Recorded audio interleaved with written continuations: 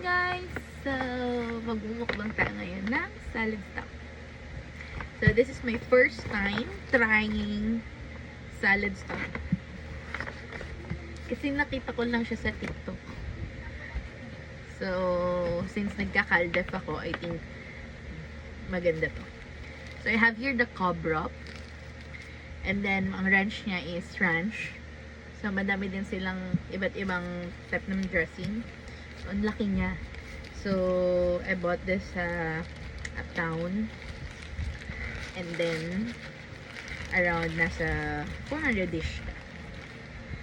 So, let's go ahead and try. So, yung gusto ko is nakakat siya into half. So, para masaya. Ayan! And then, of course, on the side yung dressing. So, let's try one. Okay. Sorry, hindi ko pa na-open yung dressing. So, naka-ano pa siya. Tape. Okay, so here it is.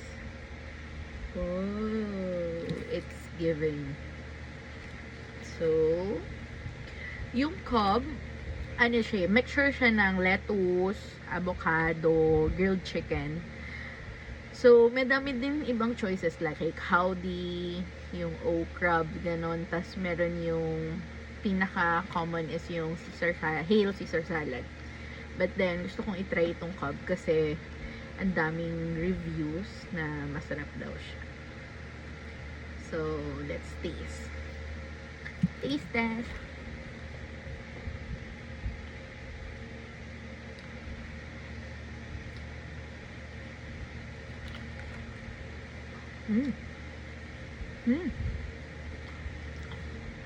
Sarap siya. Sarap siya, guys. So, kung nag-diet din kayo or nagka-caldef kayo, actually, hindi siya ideal na kailangan mong bumili every week. Kasi with the price.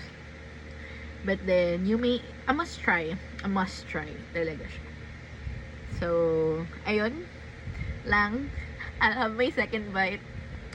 And, ayun. Bili na din kayo. Bye!